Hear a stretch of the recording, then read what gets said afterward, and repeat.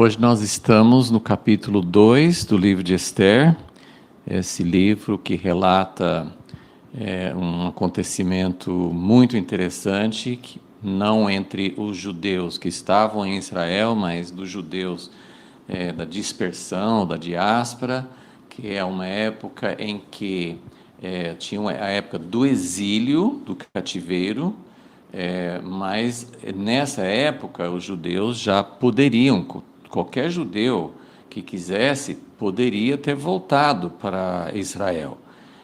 Mas agora nós estamos num período em que eles não estavam no exílio. Se eles estavam na Pérsia ou em alguma outra região, né, do domínio da Pérsia na época, eles estavam ali por uma escolha, né, eles não estavam no cativeiro. Mas é uma história muito interessante. Já iniciamos. No primeiro capítulo nós vimos o rei. Aqui ele é chamado de Assuero, mas na história ele é conhecido como Xerxes. E então nós vimos como abriu uma vaga de rainha, né? O que aconteceu para que precisasse ter uma nova rainha. Isso é o capítulo 1. Então agora no capítulo 2 é que nós vamos ser apresentados a Esther e a Mordecai, que são os dois as duas figuras, né, os dois personagens mais importantes do livro de Esther, que vai relatar, sem falar do nome de Deus, vai relatar como Deus agiu soberanamente no meio dessa circunstância, no meio de uma crise que poderia ter eliminado o povo judeu naquela época. Vamos orar, vamos pedir que o Senhor fale conosco por meio do estudo do capítulo 2, ao ver quem era Esther, porque assim, nem sabemos por que exatamente, Deus tem suas maneiras de escolha, mas é claro que é muito fácil perceber que Esther foi a pessoa ideal para aquele momento e aquela função, aquele papel que ela tinha que exercer. Que Deus possa nos falar, porque cada um de nós tem também um destino, um propósito, um sentido para a nossa vida, e somos as pessoas, cada um é a pessoa ideal para a função que Deus tem para nós. Senhor, nós sempre, toda a história na Bíblia, mesmo aquelas que mostram como o homem tem sido infiel, como o homem tem se desviado, mas em todas as histórias, em todos os relatos, na Bíblia e na história passada e contemporânea, nós podemos ver as tuas digitais, podemos ver como o Senhor estava sempre agindo, ao mesmo tempo que não é o Senhor que está por trás de cada ação, das ações erradas de reis e reinos e sistemas errados. O Senhor não é responsável, não foi o Senhor que planejou, não foi o Senhor que ordenou que acontecesse assim, mas o Senhor sempre está agindo no meio dessas situações. Então, queremos conhecer mais a Ti e queremos conhecer mais Tua maneira de agir no meio dessas situações adversas. Por isso pedimos, como sempre, a Tua presença, a Tua ajuda e a Tua revelação, não só para entender a história, mas para aplicar na nossa vida hoje. Em nome de Jesus te pedimos. Amém.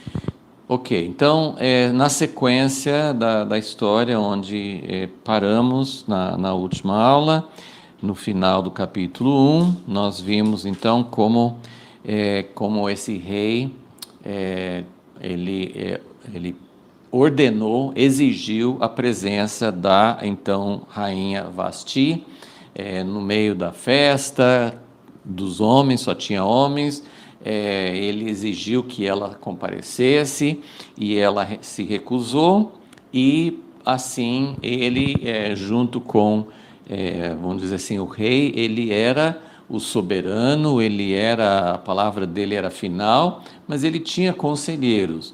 Mas em situações como essa, em muitas situações hoje, situações de igreja, situações na política, situações de empresas, A gente vê muitas vezes assim um chefe, um executivo, um dirigente, um diretor, ele pode ter conselheiros, mas muitas vezes os conselheiros estão treinados, estão habituados a simplesmente carimbar o que o chefe deseja. Às vezes ele nem falou ainda, mas eles estão ali para falar exatamente o que o rei quer ouvir. Então, isso aconteceu no capítulo 1, quando o rei ficou muito irado. Imagina um conselheiro do rei falando assim: rei, o senhor pediu uma coisa absurda, a rainha estava com toda a razão de não aceitar. O que teria acontecido com esse conselheiro, né? Provavelmente algo muito pior do que aconteceu com a própria rainha. Então, os conselheiros, assim, às vezes os chefes, né, os executivos, às vezes eles falam: eu tenho um governo, né, com conselheiros, eu tenho um conselho, eu tenho uma diretoria, eu tenho um ministério, mas nem sempre, né, mas muitas vezes esse conselho, esse grupo de assistentes, de pessoas que estão ao lado do chefe, estão ali simplesmente para ajudá-lo a saber melhor como ele pode fazer o que ele já quer fazer. Então, já vimos isso no capítulo 1, agora vamos ver como isso vai acontecer no capítulo 2, versículo 1. Passadas estas coisas, ou seja, né, depois de tudo que aconteceu no capítulo 1, e apaziguado o furor do rei Assuero, lembrou-se ele de Vasti. Essa frase, ele se lembrou, a Bíblia nunca fala assim, pelo menos assim, em geral, né? Não sei se eu posso falar nunca, mas, por exemplo, quando a Bíblia fala que Deus se lembrou, Deus nunca teve problema de memória. Então, quando a Bíblia usa essa expressão, que Deus se lembrou, às vezes usa em relação a pessoas também, não é uma questão de memória, mas é uma questão de que algo vem à sua mente no sentido de eu preciso resolver isso, eu preciso agir em função disso. Então, o rei, ele se lembra de Vasti, não diz claramente, mas é muito provável que ele tenha, porque ele ainda fala assim que apazigou o furor, né, que é o grande perigo de qualquer pessoa tomar uma decisão no calor de uma reação, de uma emoção, de uma raiva, de ciúme, de vingança, de competição, seja o que for, a pessoa tomar uma decisão no calor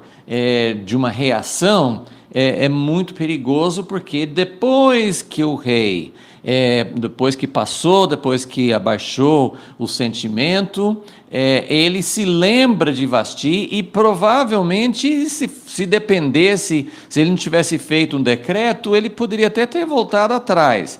Mas lembra, ele baixou um decreto, ele não precisava baixar um decreto, ele poderia ter tomado uma decisão, sei lá, podia ter feito uma coisa temporária, poderia ter se afastado dela por um tempo, ele tinha esse direito, né? Ele não precisava estar com a rainha a todo momento, então ele poderia ter banido por um certo tempo, enfim, ele poderia ter feito qualquer coisa temporária, e quando baixasse a ira dele, aquele sentimento, ele voltaria ao normal. E muitas pessoas fazem isso, né? Brigas de casais, de amigos, né?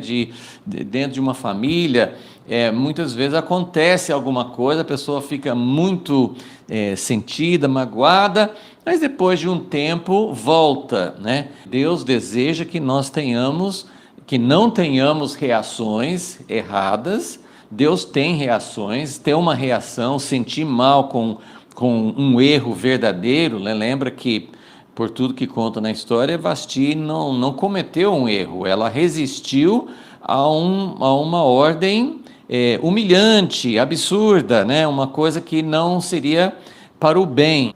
Mas mesmo quando alguém erra, quando alguém fala alguma coisa, nós devemos ter a capacidade de não reagir com com reações de vingança ou de agressão, e devemos ter a capacidade de perdoar. Mas aqui então ele tinha baixado um decreto, então ele não podia voltar atrás. Então fala aqui que ele se lembrou de Vasti do que ela fizera, né? Ele lembrou dela, lembrou de todo o contexto, lembrou do que ela tinha feito, mas ele também se lembrou do que ele tinha decretado, ou seja, ele podia ter um desejo de reconciliar-se, de se aproximar dela, mas não tinha mais como. Então, ele se lembrou de Vasti e de todo o contexto, e a ideia é que ele estava sentindo falta, né? Ele não tinha falta de mulher, porque ele tinha um harém cheio de mulheres, mas ele sentiu falta da rainha, ele sentiu falta de ter uma pessoa no lugar dela, e isso não, provavelmente, né, assim, porque o versículo 2 fala, então, disseram os jovens, os assistentes, os conselheiros, né, os que estavam perto do rei, os que serviam a ele, no versículo 2, eles disseram, busquem-se para o rei moças virgens e formosas. Então, nós não sabemos assim como que o rei manifestou esse sentimento, não sabemos o que ele falou, como é que ele se manifestou, mas havia pessoas perto do rei que antes que o rei não deu uma ordem, olha só, o rei estava se sentindo falta, o rei estava com esse sentimento, e os assistentes, os servidores do rei, vieram e falaram assim, então vamos solucionar. Então, eu queria mostrar, porque eu vou lembrar que outras pessoas, e isso é perfeitamente legítimo, correto fazer isso, mas não é a abordagem que eu vou fazer no livro de Esther. Tem pessoas que tiram dessa história, de toda essa história do livro de Esther, uma alegoria como Esther sendo a noiva do rei que é Jesus. Claro que ninguém vai tentar colocar Xerxes como um modelo de quem era Jesus, mas como ele era o rei e como ela se tornou a rainha, você pode, em alguns aspectos, qualquer história, seja uma parábola, seja uma história verdadeira, você pode às vezes tirar lições diferentes, você pode aplicar uma história em contextos diferentes, de maneiras diferentes. Então, eu não estou, de maneira alguma, tirando o proveito, tirando a razão de quem faz um paralelo com Esther como sendo a noiva, aquela que vai ser a rainha, noiva que é de Jesus, né? E a igreja, o povo de Deus, sendo a rainha junto com o rei.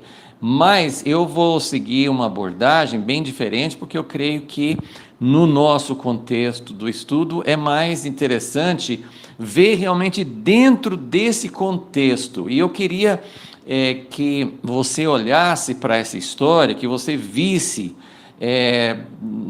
nesse rei Xerxes e no reino da Pérsia e tudo que descreve aqui, que você pudesse ver a maldade do sistema humano.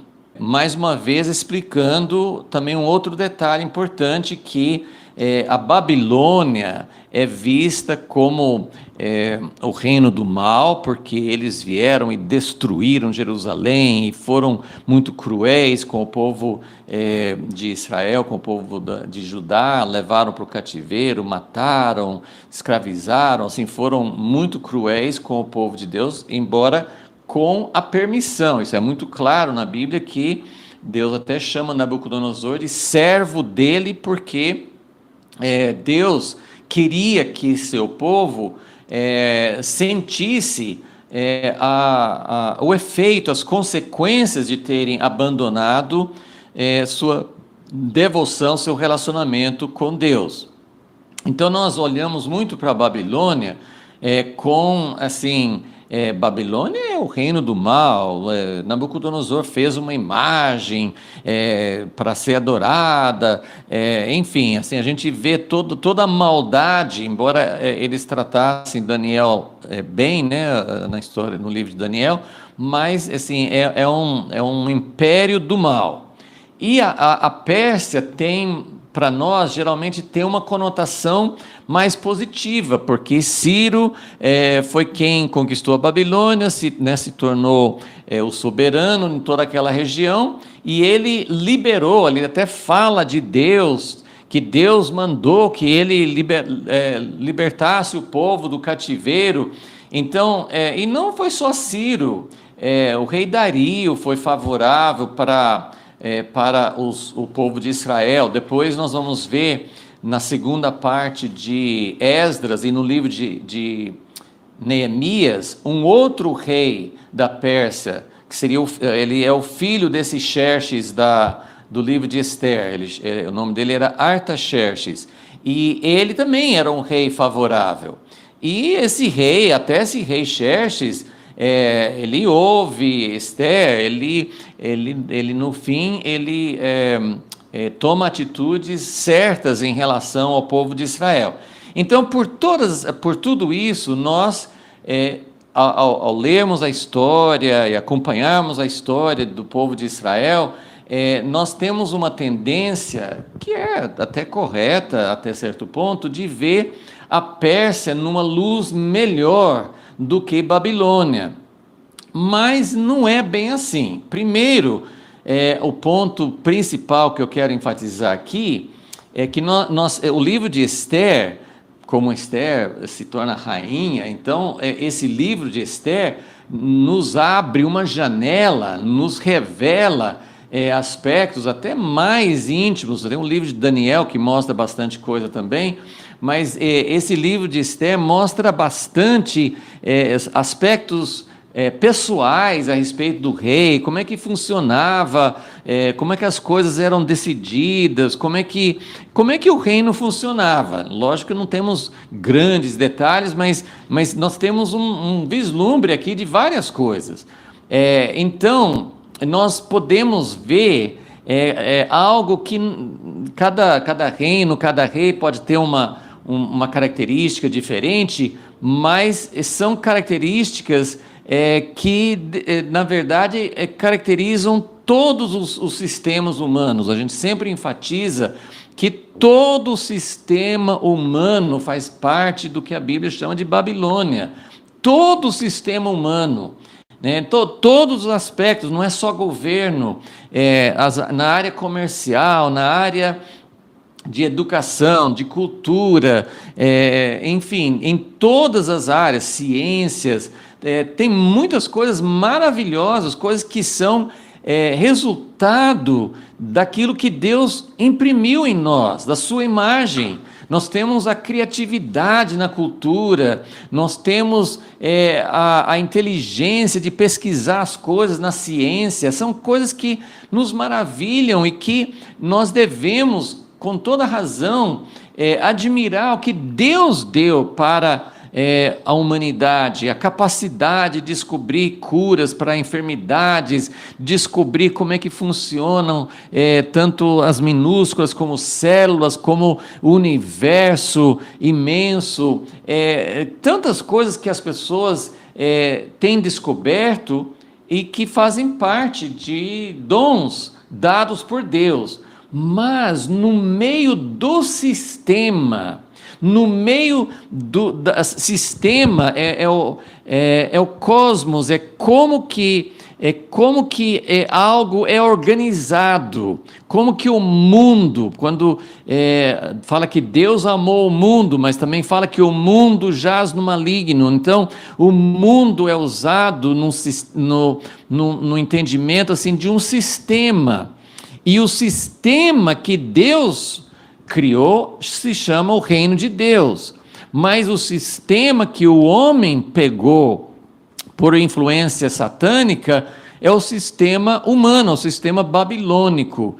Então, o ponto importante que eu queria ressaltar aqui é que, embora neste momento da história, Deus esteja usando o reino da Pérsia de uma forma mais amigável, era um momento na história em que Deus permitiu, Deus abençoou que o reino da Pérsia fosse benevolente, fosse bondoso para com o povo de Israel. Mas isso não significa que o sistema era bom. Não significa que esse sistema, e nós estamos vendo isso, o primeiro capítulo que vimos na aula passada, o primeiro capítulo mostra um rei que, ao mesmo tempo que ele era super generoso, e fez uma festa, primeiro para um monte de oficiais e governadores e pessoas em posição de autoridade, e depois ele deu uma festa para todo o povo da cidade, da capital ali, mas isso não era bondade, isso era tudo assim o desejo de se exaltar. Isso faz parte da essência, isso faz parte do DNA, não só da pessoa humana, por nós termos nos afastado de Deus em resultado da queda, mas isso faz parte do sistema.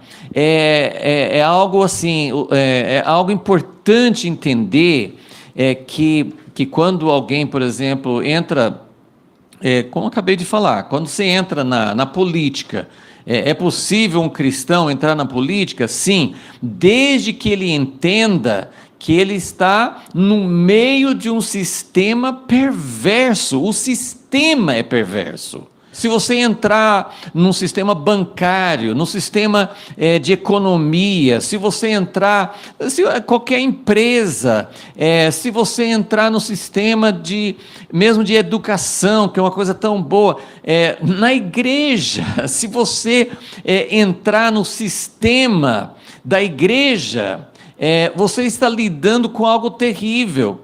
Como exemplo, podemos ver como o povo, lembra no livro de Samuel, o povo queria um rei, eles tinham governo, mas eles não queriam aquele tipo de governo, e essa decisão foi feita e continua sendo feita em toda a história. Nós não queremos o sistema de governo de Deus, porque é complicado, é super simples, mas é complicado para nós. Exige dependência, exige humildade, exige não ter as respostas. Então, para a nossa natureza humana, é muito difícil ter o sistema de Deus, porque nosso DNA, nosso jeito é orientado de outra forma. Então, o povo de Israel, eles pediram um rei, e Samuel ficou super chateado, porque ele que era o juiz, e Deus falou assim, não é o problema não está com você, é que o povo não quer que eu seja o rei sobre eles. E aí Deus aceitou e colocou Saul, depois veio Davi, e a gente fica pensando, não, no fim das contas Deus queria que tivesse um rei. Sim, mas o sistema de rei em Israel era perverso. Salomão fez tudo que Deus tinha falado com Moisés. Olha, se um dia vocês quiserem um rei, não que eu queira, mas se o povo quiser colocar um rei, que ele não faça, não acumular riqueza, não acumular mulheres. Salomão fez tudo o contrário, e os outros reis depois também. Então, o sistema é perverso. Nós não somos capazes, antes da volta de Jesus, de mudar o sistema. Nós podemos entrar no sistema sem fazer parte dele, como Daniel fez e como Esther vai fazer. Mas é muito, muito difícil. Então, voltando aqui para não sair num desvio muito grande, o ponto que eu acho que é essencial para entender o livro de Esther, nesse tipo de abordagem. O que Esther está fazendo? Ela não é uma figura neste livro da esposa de Jesus. Ela tem qualidades que sim, caracterizam a noiva de Jesus. Ela é bonita, ela é submissa, ela tem um caráter, são coisas boas que podem nos dar uma certa relação com a noiva de Jesus. Mas o papel que ela exerce nessa história é de uma esposa de um rei pagão. Ela entrou num sistema perverso.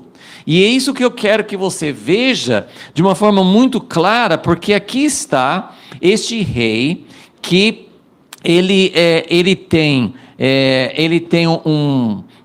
toda essa situação que foi descrito no capítulo 1, então ele sente necessidade de uma rainha, ele está ali assim, até meio assim, o que eu faço? O que eu faço?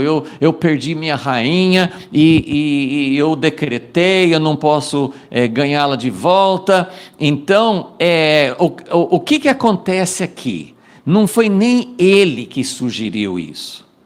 Os que estavam perto dele sugerem que faça, que busque nele, são 127 províncias, ele é imperador, ele é soberano sobre um território imenso.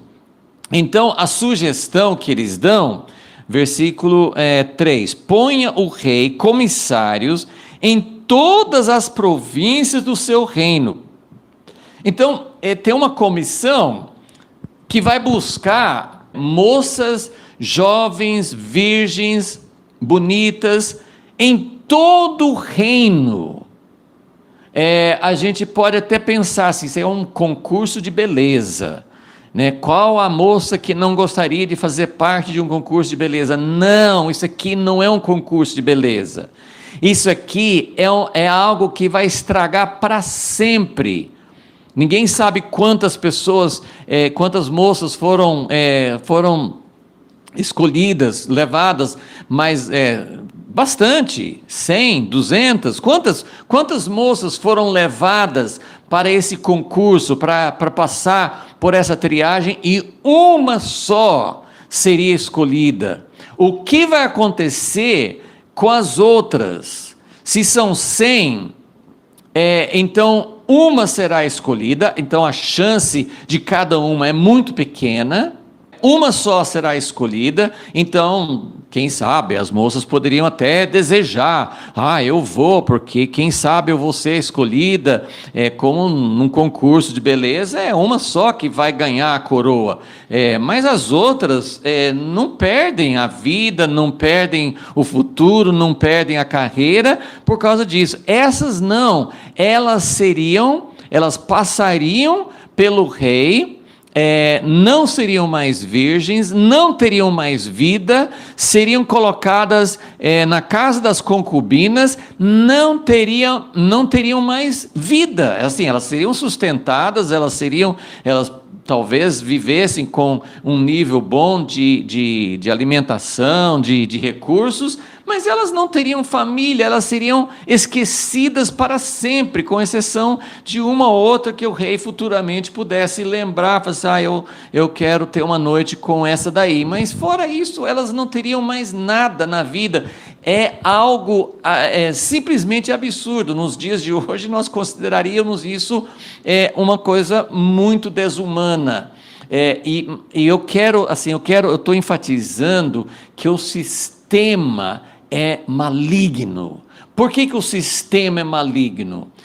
Os assistentes do rei, os conselheiros do rei, todo o sistema do império vive em função do rei. Então até coloquei aqui, o reino da Pérsia, tudo existe em função do soberano, dos seus caprichos.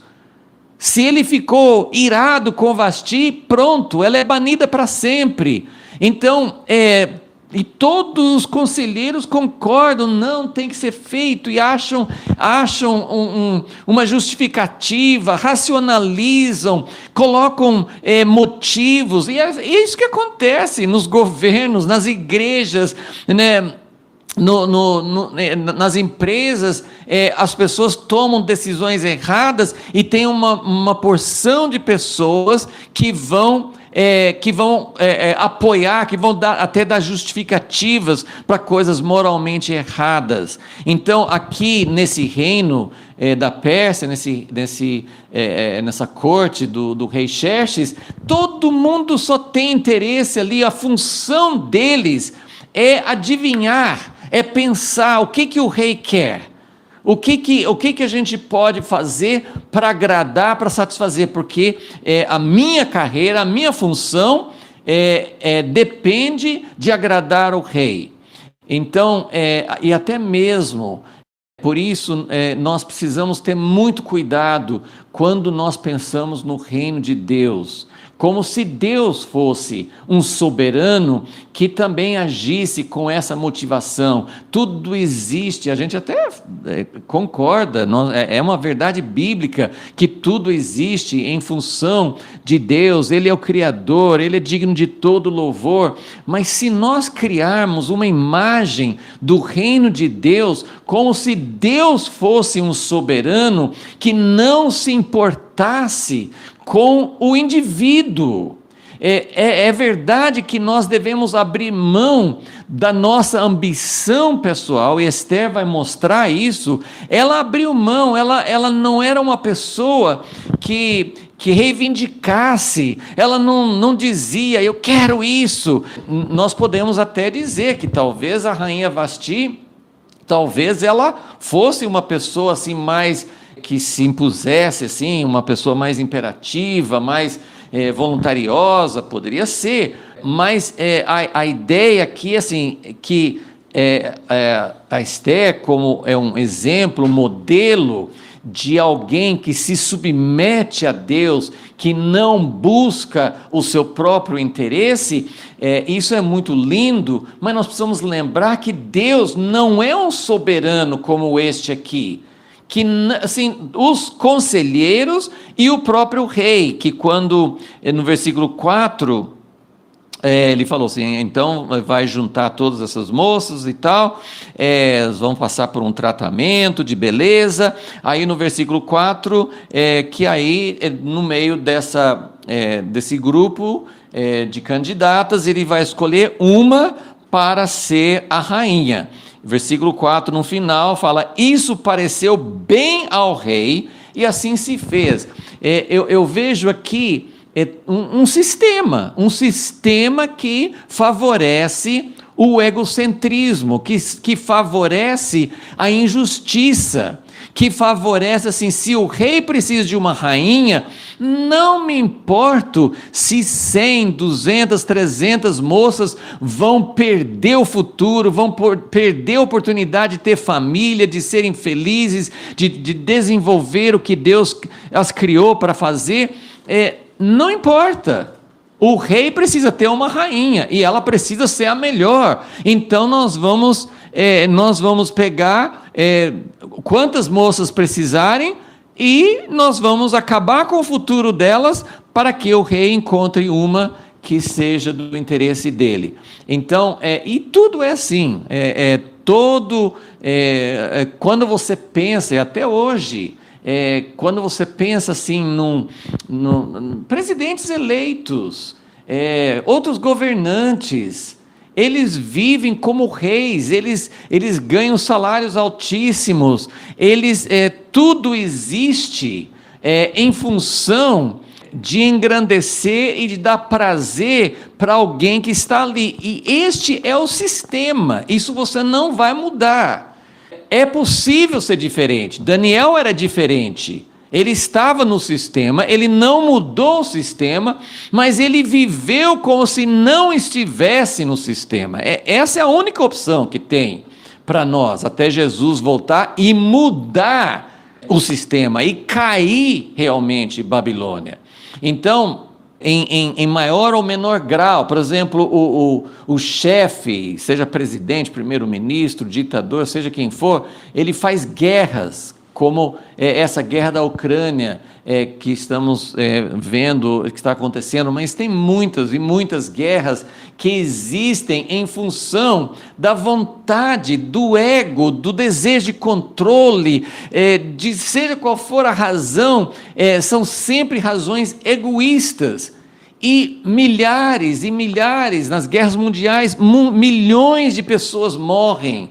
Não só as pessoas que morrem, o país é destruído, o meio de sustento é destruído. Então, tudo existe em função de alguém que se tornou como um Deus.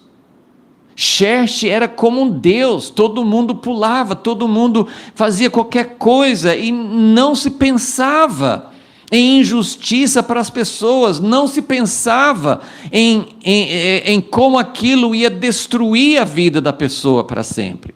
Então, para mim, isso é algo muito, muito forte. Eu acho que a gente não pode ler o livro de Esther e pensar no rei como, olha, um indivíduo bom, ele vai concordar com a Esther, os reis da Pérsia eram bonzinhos.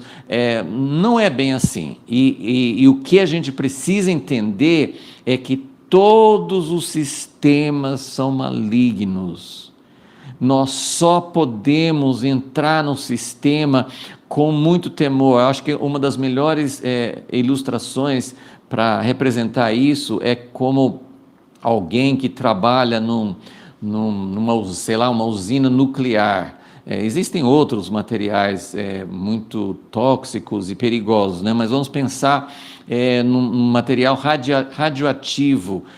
Então, quando alguém vai trabalhar numa usina onde tem reações de substâncias radioativas, a pessoa tem que ir super protegida, ela tem que usar roupas, ela não pode entrar despreparada, desprevenida, ela não pode entrar inocente.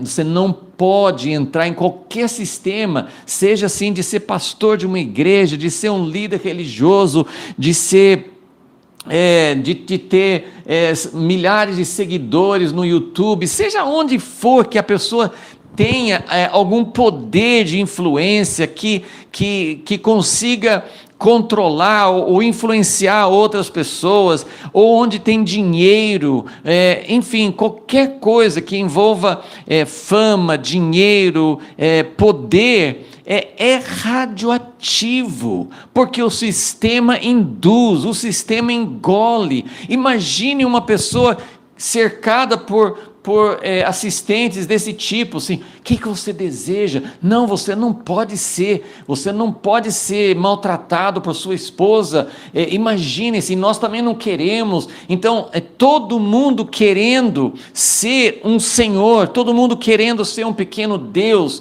todo mundo querendo explorar os outros. Esse é o sistema do mundo.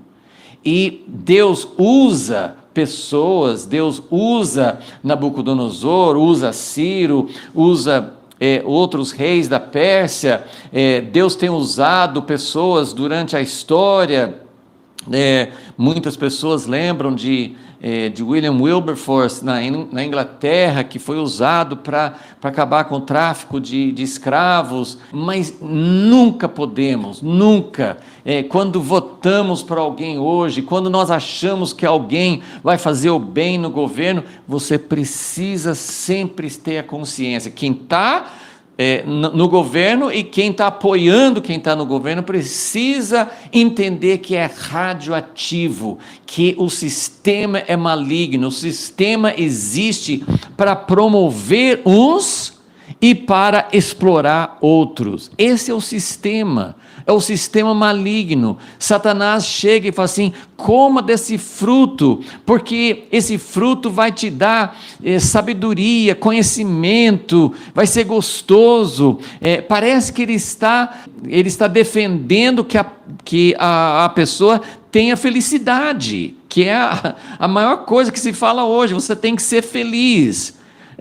Você pode dividir uma família, você pode estragar a vida dos seus filhos, mas seja feliz. Encontre a felicidade. Então, todo o sistema que vem do maligno, que tem as sementes do mal, que é contrário, oposto ao reino de Deus, todo o sistema promove você, exalta o ser humano, mas exalta de uma forma que causa dor e sofrimento aos outros, que explora os outros.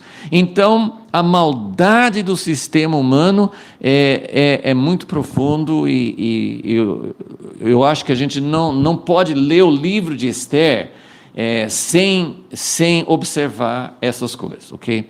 Então, vamos seguindo. Então, na primeira parte do capítulo 2, nós temos esse plano para encontrar uma substituta para a rainha Vasti.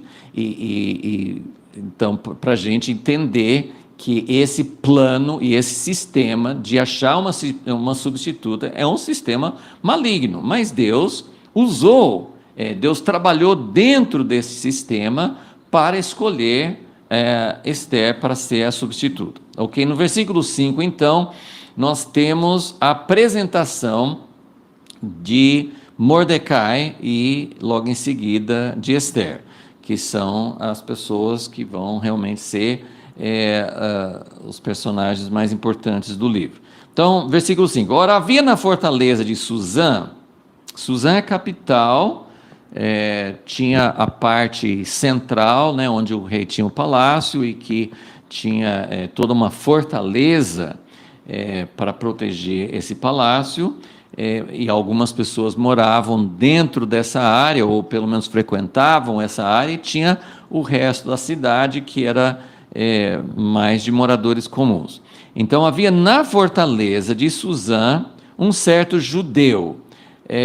Aqui nós já vemos, não sei se, acho que eu não procurei assim para verificar exatamente quando começa a chamar o povo de Israel de judeus, mas esse nome, esse termo para caracterizar o povo de Israel começa realmente depois do cativeiro, porque as 10 tribos de Israel foram para o cativeiro mais de 100 anos antes do cativeiro de Judá, e essas outras tribos, elas não têm um registro bíblico ou histórico de exatamente o que aconteceu com essas outras tribos.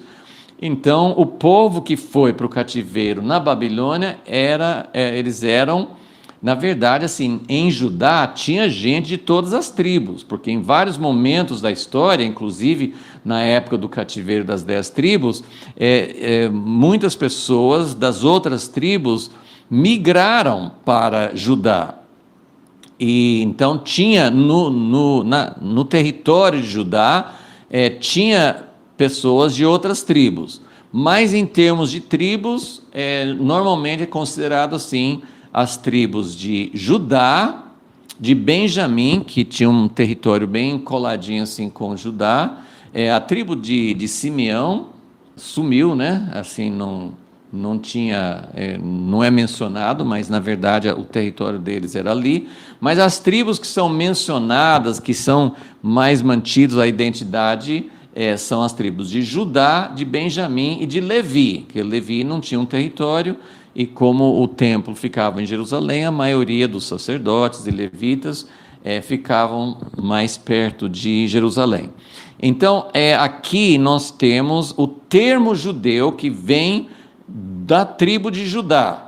Judeu, que é o termo que nós mais usamos hoje, porque representa não só as pessoas que moram em Israel, que nós poderíamos chamar de israelenses, né, os cidadãos de Israel, que na verdade israelense hoje poderia ser um judeu ou um árabe ou de outra nação que vive em Israel, mas a palavra judeu é que denota alguém que seja não só da tribo de Judá. Judeu hoje é o termo que nós usamos para o povo étnico descendente de Abraão.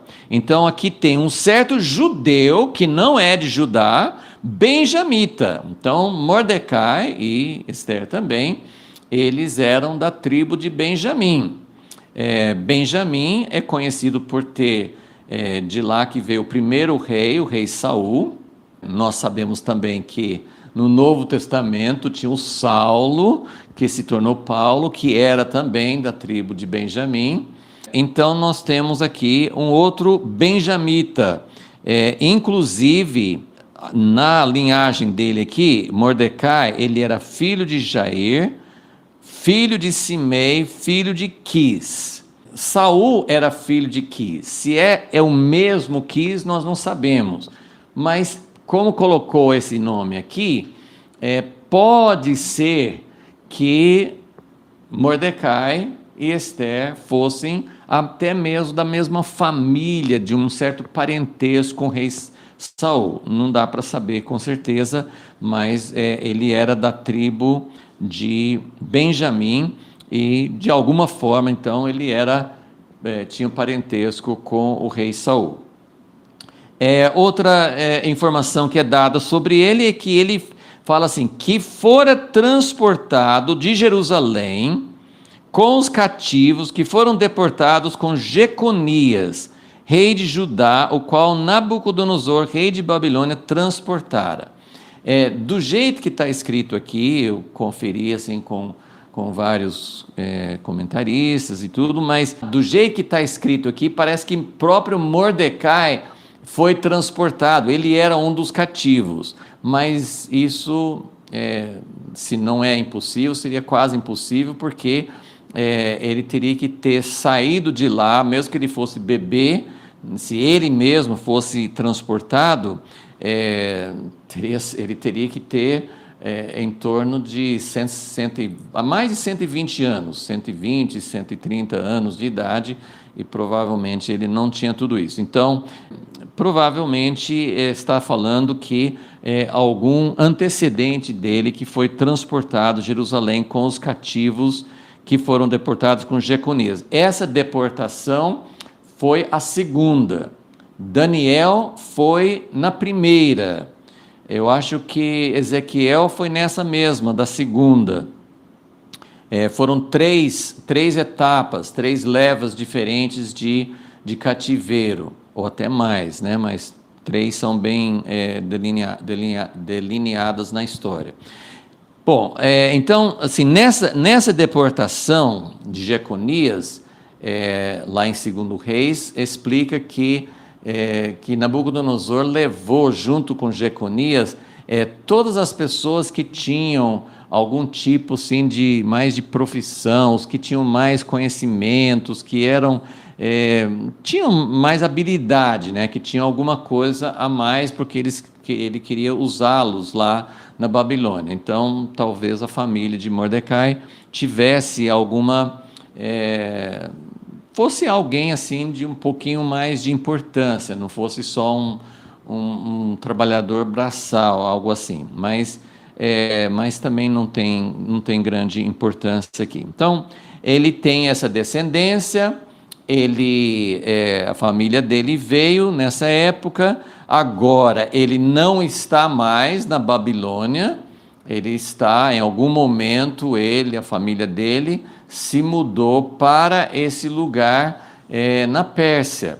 Como Daniel, que também serviu aos reis da Babilônia e depois serviu também a um rei da Pérsia, pode ser que Mordecai tivesse se sobressaído, talvez ele tivesse alguma função na época de Babilônia, e quando os persas, os medos e os persas tomaram, né, dominaram Babilônia, pode ser que eles tenham levado Mordecai e sua família para a Pérsia, a gente não sabe, mas de qualquer maneira, ele hoje se encontra, nessa história, ele se encontra na capital, no lugar, na sede do poder do Império Persa. Temos todas essas perguntas que podem ser feitas, mas é interessante que o livro de Esther, isso não é tão diferente de alguns outros relatos da Bíblia. A Bíblia muitas vezes relata um acontecimento sem passar um julgamento, uma avaliação. Outras vezes a Bíblia fala claramente, isso estava muito errado, o Deus aprovou. Tem coisas que a Bíblia já assinala e explica assim, a pessoa devia ter feito isso, a pessoa decidiu de maneira errada. Às vezes fica muito evidente na história que a pessoa está fazendo algo errado.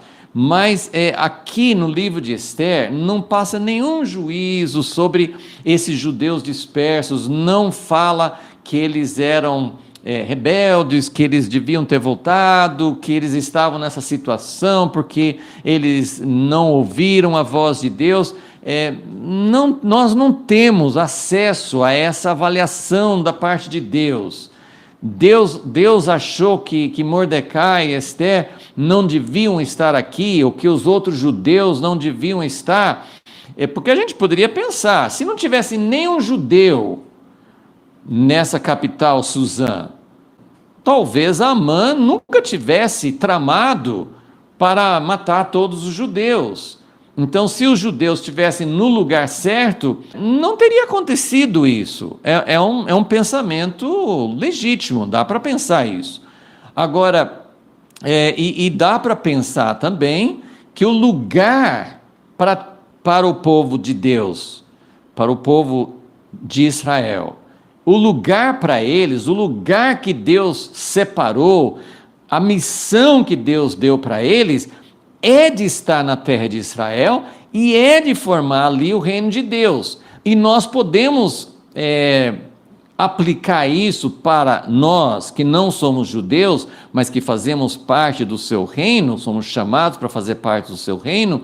Nós também podemos dizer que o nosso lugar, o lugar onde nós teremos proteção, o lugar onde nós poderemos viver o que Deus deu para nós, é no reino dele, que não, assim, para quem não é do povo de Israel, não é geográfico. Nós podemos fazer parte do reino de Deus em qualquer lugar, e devemos estar em qualquer lugar para dar uma luz, para ser uma demonstração do reino de Deus.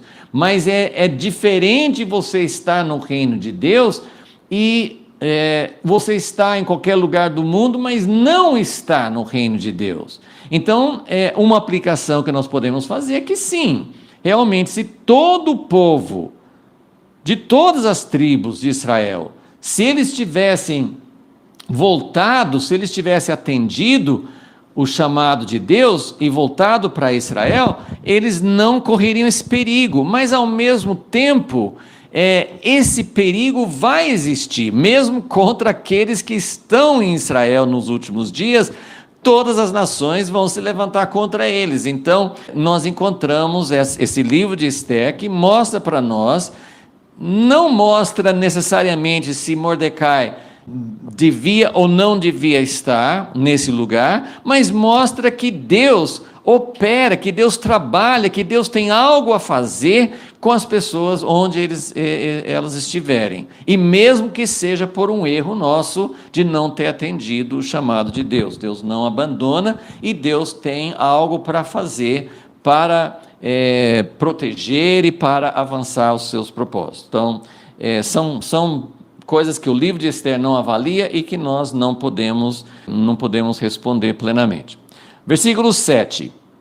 Mordecai tinha uma prima chamada Hadassa, a quem criara, porque ela não tinha nem pai nem mãe. Ou seja, os pais tinham morrido. Nós não sabemos com qual idade que ela ficou sem os pais. Qual motivo, o que aconteceu, nós não sabemos nada disso. O que nós sabemos é que em algum momento Esther, ela ficou órfã, e Mordecai, primo, mas bem mais velho que ela, com idade de ser pai, ele pegou a Hadassa e criou como o pai dela. Nós nem sabemos se Mordecai tinha esposa, se tinha uma família. O que nós sabemos é que ele pegou a Esther ou Hadassa para ser filha dele.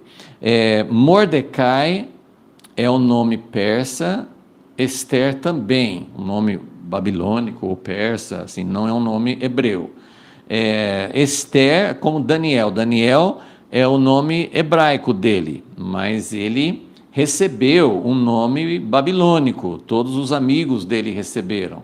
Então, Mordecai, nós não sabemos, provavelmente ele tinha um nome hebraico, mas o nome que é conhecido aqui é Mordecai. Lembro que algumas traduções bíblicas colocam o nome dele, traduzem como Mardoqueu, que é Mordecai, mas o sentido das duas palavras parece que até um nome derivado de um deus babilônico.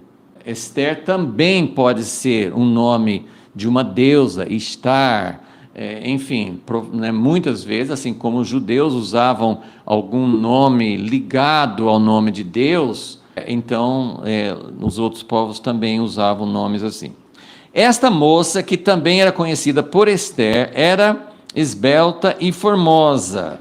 Morrendo seu pai e sua mãe, Mordecai a tomara por sua filha. Ok, o que nós vamos poder examinar no restante dessa história? Já falei um pouquinho sobre o processo.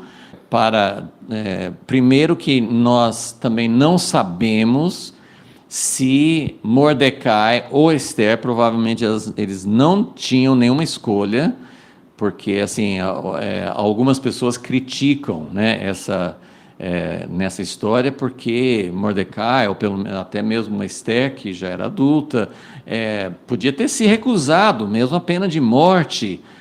Não vou de jeito nenhum. Não nos é dado assim, nenhuma reação, né? Com toda a probabilidade, não era nenhuma escolha deles, né? Ela não foi oferecida, olha aqui, nós temos uma pessoa que pode ser candidata, com certeza não, mas, e provavelmente assim, né? Os agentes do rei viam uma pessoa, se ela fosse virgem e atendesse aos requisitos de beleza, eles levavam, e não tinha escolha.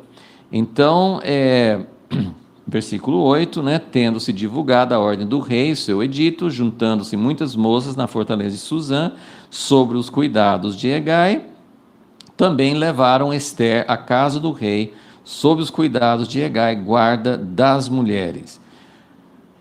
Então, é assim que se desenvolve a história. Eu até coloquei aqui, até como título da aula, pensando em como Jesus enviou, em Mateus 10, né, como ele enviou os seus discípulos para anunciar o Evangelho, ali mesmo em Israel. Jesus falou: estou enviando vocês como ovelhas no meio de lobos. Então, eu quero colocar aqui esse contraste. Esther é descrita aqui, tudo que fala a respeito dela mostra assim, uma pessoa meiga, submissa, obediente, atenciosa, não pensando em si mesma. Todas as descrições, assim, ela era uma pessoa que se sobressaía, era uma pessoa assim que chamava atenção, até por não querer atenção. Ela chamava atenção por sua característica de não ser vaidosa, por não ser alguém que buscasse os próprios interesses.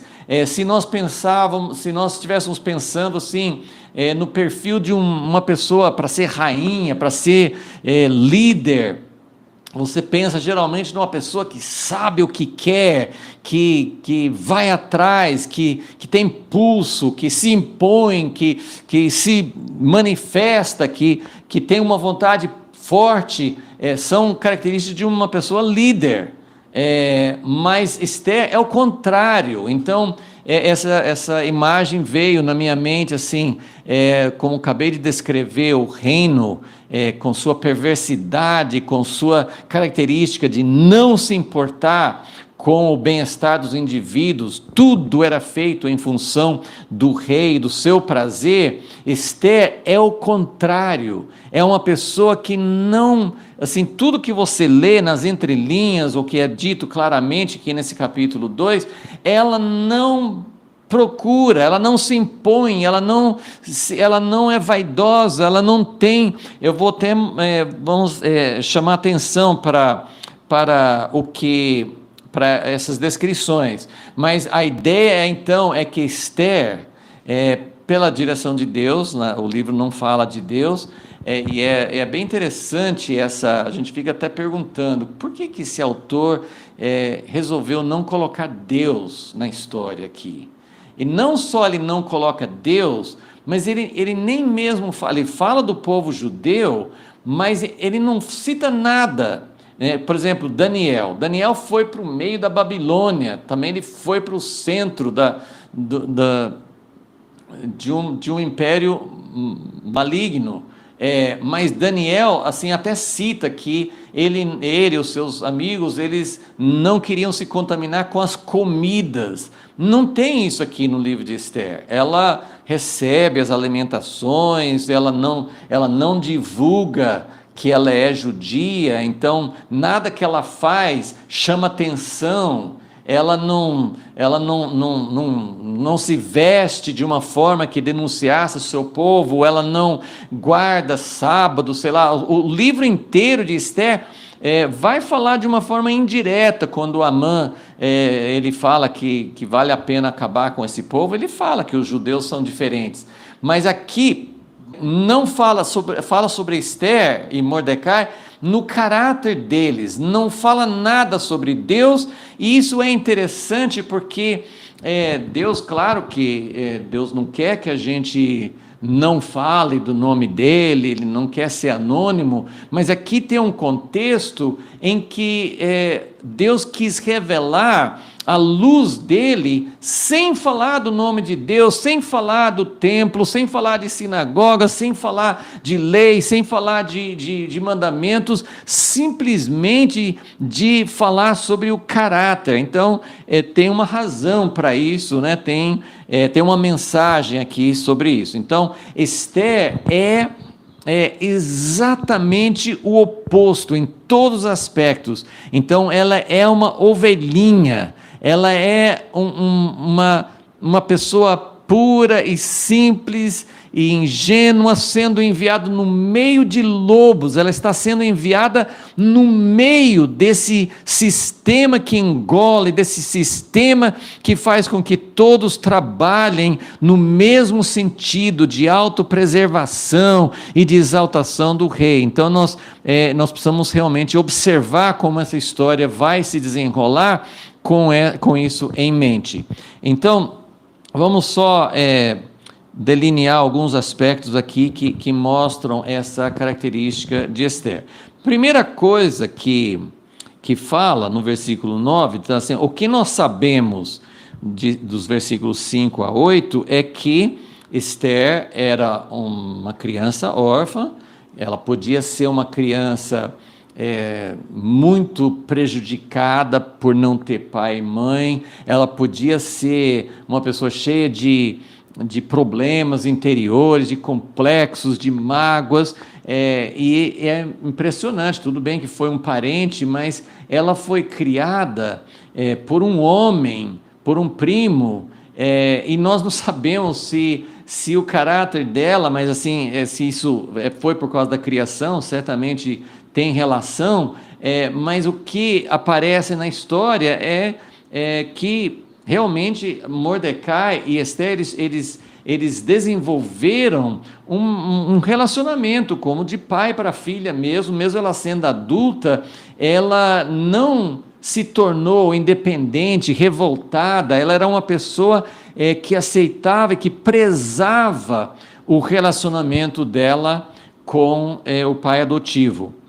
Bom, versículo 9, então, a primeira coisa que nós descobrimos, que é colocada aqui como a marca, é que ela chega nessa casa, onde ela vai passar por uma preparação para depois ser apresentada ao rei, e então ela está sob os cuidados de um eunuco chamado Hegai. Lembra assim que o sistema de eunucos era outro sistema maligno de tirar de homens a sua masculinidade, de tirar seu futuro, de tirar tudo que eles pudessem ter para um futuro para si mesmos, né, que eles pudessem cumprir sua função, né? Então o sistema de eunucos também era um sistema muito maligno.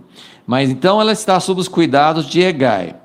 Versículo 9, a moça agradou-lhe, quer dizer, achou favor aos olhos dele. Gente, isso nós temos isso registrado de maneira muito peculiar com José, filho de Jacó, lá no Egito, que onde José foi, né, na casa de Potifar, depois quando foi preso, depois diante do rei, onde ele fosse, ele encontrava favor.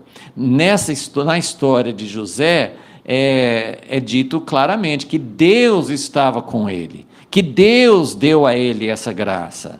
Aqui não cita o nome de Deus, mas é claramente algo sobrenatural.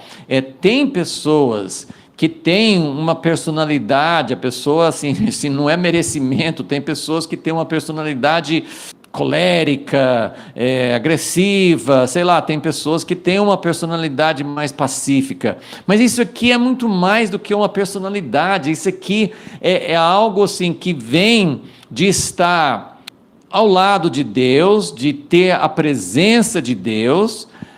É usado muitas vezes assim, uma pessoa achar graça, achar favor aos olhos de outro. Isso é citado sobre Daniel. Daniel achava favor aonde ele fosse também, serviu com vários reis. E lógico, é uma descrição da vida de Jesus. Em Lucas 2, nós temos também que Jesus cresceu e antes de ele ter qualquer tipo de ministério, ele era uma pessoa cheia de graça, ele tinha sabedoria, mas não é essa pessoa, pelo menos para mim, o que mais sobressai em tudo isso, a qualidade que eu penso, que é um cheiro suave, é a falta do egoísmo, porque o egoísmo é algo que é bom para a própria pessoa, assim, a pessoa acha que isso, ela está buscando o interesse dela, eu preciso batalhar por mim mesmo, eu preciso defender meus direitos, mas o egoísmo é algo que fede, é algo que agride, é algo que afasta as outras pessoas.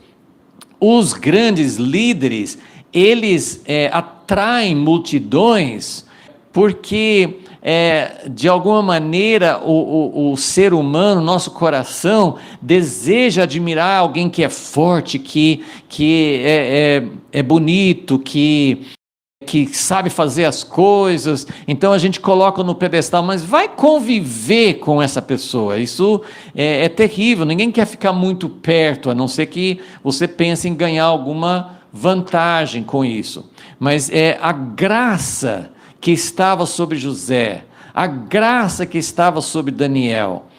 Por que a gente sabe que não era egoísmo? É porque eles estavam ali para servir. José na prisão, o chefe da prisão, o que ele ia gostar de José na prisão? O fato de que José não estava ali lambendo suas próprias feridas, ele estava ali para servir, ele se oferecia, ele era agradável, talvez ele fosse gostoso ouvi-lo falar, ele não jorrava amargura, ele jorrava coisas boas. O Novo Testamento fala que as nossas palavras devem ser salgadas, devem ser bem temperadas, devem ter um gosto favorável para quem ouve. Nós devemos espalhar a boa fragrância.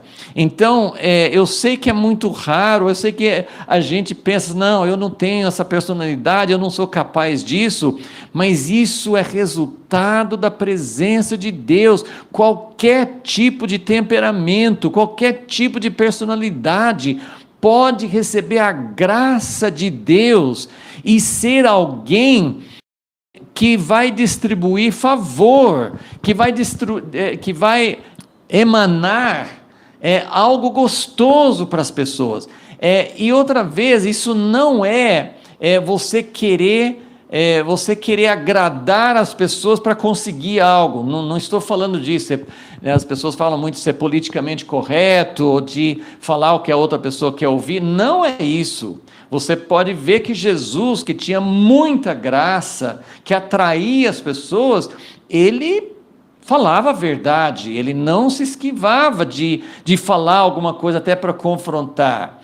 Mas nós temos interpretado, geralmente, as pessoas que falam, não, nós precisamos defender a verdade, nós precisamos falar a verdade, doa quem doer. Geralmente, quando a pessoa enfatiza isso, acaba fazendo isso de uma forma desagradável. E ser conforme a imagem de Jesus, ser conforme trazer a imagem que nós recebemos na nossa criação e voltar a essa imagem de manifestar Deus de uma forma mais completa, envolve as duas coisas. Sim, a pessoa tem convicções, como Daniel tinha, como José tinha. José foi lançado na prisão porque ele não agradou a esposa de Potifar. Então ele tinha convicções, ele sabia ser intransigente em relação ao pecado, em relação às tentações.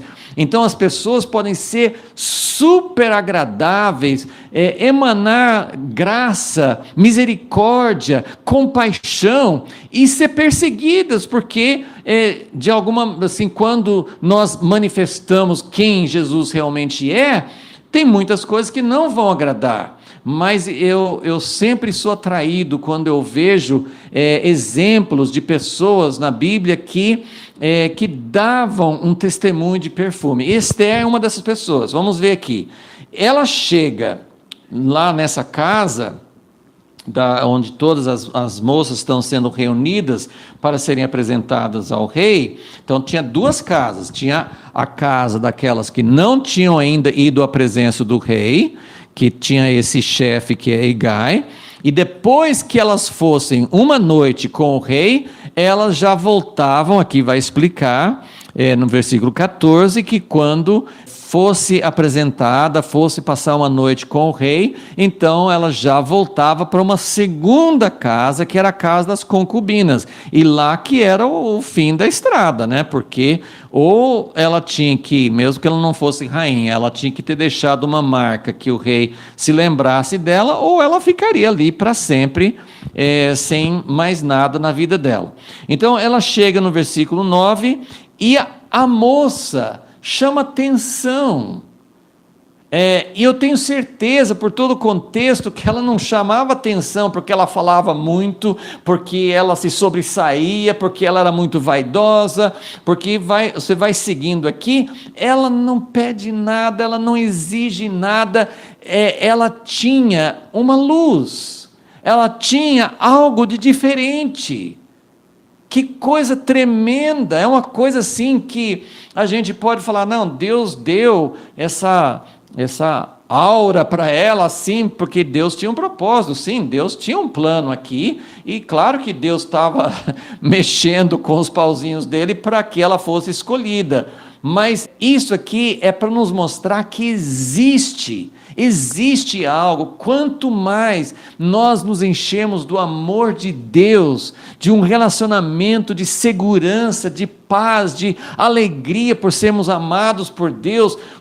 Esther, ela não tinha pai e mãe, mas ela foi muito bem cuidada por Mordecai, ela não sofria de revolta, de abandono, de amargura, ela exalava outra coisa, e isso é possível, isso é isso vem de Deus, e isso é possível para qualquer pessoa, porque Deus criou cada pessoa com uma personalidade, com temperamento, com características, com talentos, e Deus quer que cada pessoa seja um perfume para Ele. Então, é fantástico você pensar que no meio de... Todas eram bonitas, as moças reunidas nesse lugar, elas tinham sido escolhidas a dedo, eram as mais bonitas de todo o reino, e talvez Esther não fosse mais bonita do que as outras, ela tinha uma beleza diferente, ela tinha algo que chamava atenção imediatamente. Então ela chama atenção quando ela chega aqui nessa casa. Imediatamente o chefe lá já se apressou, versículo 9, em dar o tratamento de beleza, os alimentos especiais. 7 jovens, parece que as outras acho que não tinham isso, ela recebe 7 jovens escolhidos do palácio, e a fez passar com suas jovens para o melhor lugar da casa das mulheres. Então, esse chefe, assim, ele vê algo diferente, e como a gente deseja que as pessoas vejam Jesus em nós, não essa coisa que a gente tem de querer chamar atenção, não a nossa ambição por glória, por exaltação, que nós possamos ter um espírito, assim, a gente fala eu coloquei aqui, né, que ela tem o contrário do reino, ela tem os princípios de obediência, lealdade, servir, interesse dos outros. Não é uma pessoa que não tem personalidade, uma pessoa que aceita qualquer coisa, mas é alguém que realmente está entregue a Deus. O que Mordecai estava pensando, o que Esther estava pensando neste momento? Ela vai ser levada, eles sabiam o que significava isso. Mordecai criou essa moça, uma moça cheia de doçura, da beleza de Deus na vida dela, e ela é levada pelo rei, primeiro assim que o judeu jamais ia querer que a sua filha fosse casada com um rei que não era do povo de Deus. Isso era assim, não era permitido, era algo contrário. E ela podia nem ser a rainha. Ela podia ser condenada a uma vida para sempre ali na outra casa. Então, e ela mesma, ela podia estar assim, muito angustiada, ela podia estar muito contrariada ali. Não, ela sentiu, tudo indica que ela estava realmente diante de Deus, entregue nas mãos dele, confiando nele. Bom, então, uma coisa que nós vamos comentar mais em outra aula, Esther, versículo 10, fala 2 vezes nesse capítulo. Esther, porém, não tinha declarado seu povo, nem a sua parentela, pois Mordecai não só sugeriu, mas ordenou que não o declarasse. E aí vai falar de novo, no versículo 20, Esther não tinha declarado a sua parentela e o seu povo, como Mordecai lhe ordenara, pois obedecia às ordens de Mordecai, como quando a criava. Então isso demonstra Esther com essa atitude assim plena de obedecer, mas não é uma obediência forçada, não é essa obediência de não ter não ter personalidade, né? A pessoa às vezes tem a vontade própria quebrada e não tem mais vontade de nada. Não, Esther, ela é uma pessoa, ela vai se demonstrar ser uma pessoa que tem personalidade, sabe o que deve ser feito, mas ela entende que ela deve seguir as mesmas orientações que Mordecai lhe dava quando ela era pequena, ela deve continuar seguindo. Versículo 11, Mordecai passava cada dia diante do pátio da casa das mulheres, a fim de se informar de como Esther passava e do que lhe acontecia, do que lhe aconteceria.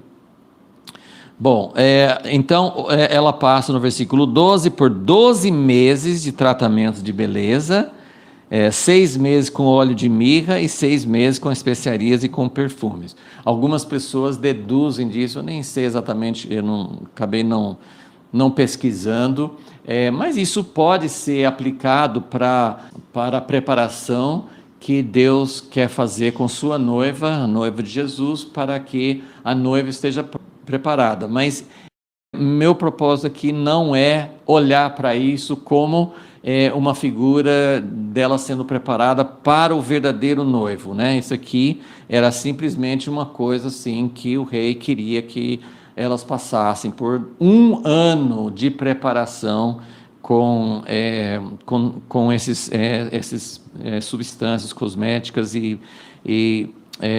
para ficar mais bonita e mais preparada para estar com ele. Versículo 13, desta maneira vinha jovem ao rei, dava-se-lhe tudo o que ela desejasse. Então ela, nessa casa das mulheres, não fala o que é, mas poderiam ser joias, poderiam ser roupas, cada moça, cada candidata, quando chegasse a noite dela, ela podia pedir, assim, eu quero essa roupa, eu quero usar essas joias, eu quero usar esse perfume, não sei, assim, elas podiam pedir qualquer coisa, mas versículo 15, chegando a vez de Esther, aqui fala o nome do pai dela, Abiail, tio de Mordecai, que a tomara para sua filha, para ir ao rei, coisa nenhuma pediu. Então é outra coisa que você percebe aqui, que Esther não era uma pessoa vaidosa, não era uma pessoa que reivindicava as coisas, não era uma pessoa, ela estava assim, seja o que Deus quiser, ela não exigiu nada, ela só levou o que Hegai, o eunuco do rei, pediu, né?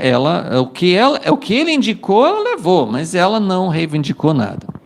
E o final do versículo 15, Esther alcançava favor aos olhos de todos, não era uma coisa particular, não era coisa só de Hegai, não era coisa depois do rei, todos, Esther alcançava favor aos olhos de todos os que haviam.